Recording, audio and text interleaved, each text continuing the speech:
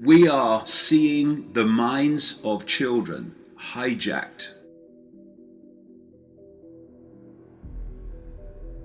Our school systems are making our students weaker.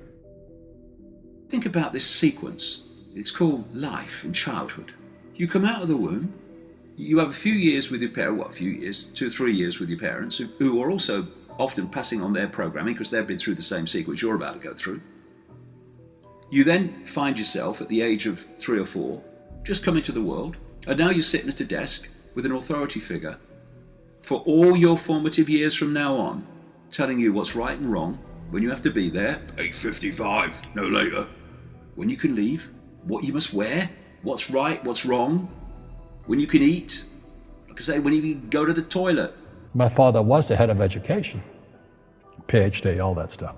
I go home and ask him, why don't we learn about money in school? He looked at me and says, the government tells us what we can teach and what we can't teach. And I thought that was strange. And I said, but aren't we going to school to learn about money? He says, no, your job is to get a job. It's just teaching to be there at 9 and leave at 4, and it's teaching to wear a tie, and it's teaching you to be a part of this machine. Why are we spending so much time learning so much useless information? I asked the teacher, I said, I'm in my 3rd year of calculus now. It was called strength of materials.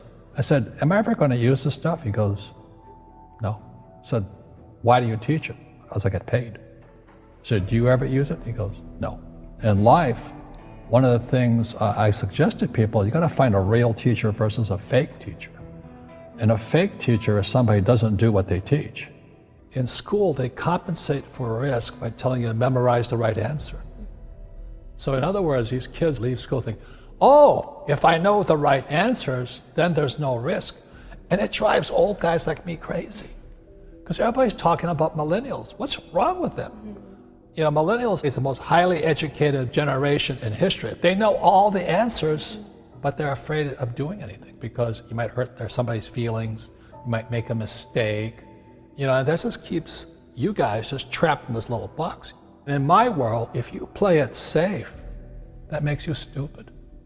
Because if you don't take risks, you don't get smarter. Most of my teachers were terrified. They're all cowards, job security. Don't make mistakes. Just memorize the right answer and you'll be safe. You're putting these kids in a bubble, and by the time they come out, the world has changed. And the world is changing at an ever-increasing rate. Peter Diamandis said, between 2000 and 2015, we will see as much change in the world, or we saw as much change in the world as 1900 to 2000. But here's the crazy bit. Between 2016 and 2022, we will see as much change in the world as the entire 20th century. And then from 2022 to 2025, in 3 years, the world will shift as much as an entire century before. So what's going to happen when you spend 4 years in the bubble with a bunch of other teenagers? Unfortunately, our school system says if you fail, you're stupid. That is not true. We learn from our mistakes. Mistakes are opportunities to get smarter, be humble, and take a look at something.